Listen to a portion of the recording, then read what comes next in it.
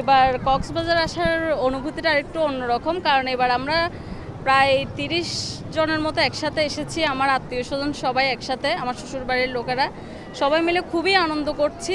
খুবই ভালো লাগছে, রাস্তায় আসার পথেও খুবই আনন্দ করলাম, এখনও খুবই আনন্দ করছি। সব কিছুই ভালো লাগছে। 3-4 বার আসা হয়েছে, তবে এবারের অনুভূতিটা একটু অন্যরকম আর কি, সবাই একসাথে আসলাম।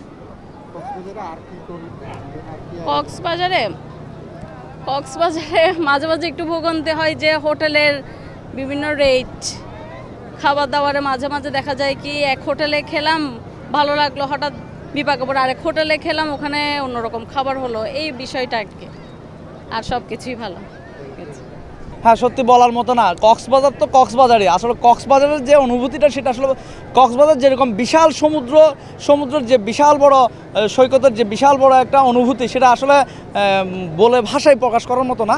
যেহেতু আমরা তো আমার বাড়ি চিটাঙেই, কিন্তু চিটাং থেকে আমরা আসার পথে মানে কক্সবাজার সমুদ্র সৈকতে আসার পথে যে জার্নিটা ফেস করি আগের মতো সেই ইয়েটা পাইনি, মানে সেই ইয়েটা পাইনি। এখন খুব আরামেই আসলাম এবং এখানে হোটেলের পরিবেশটাও খুব ভালো পেলাম।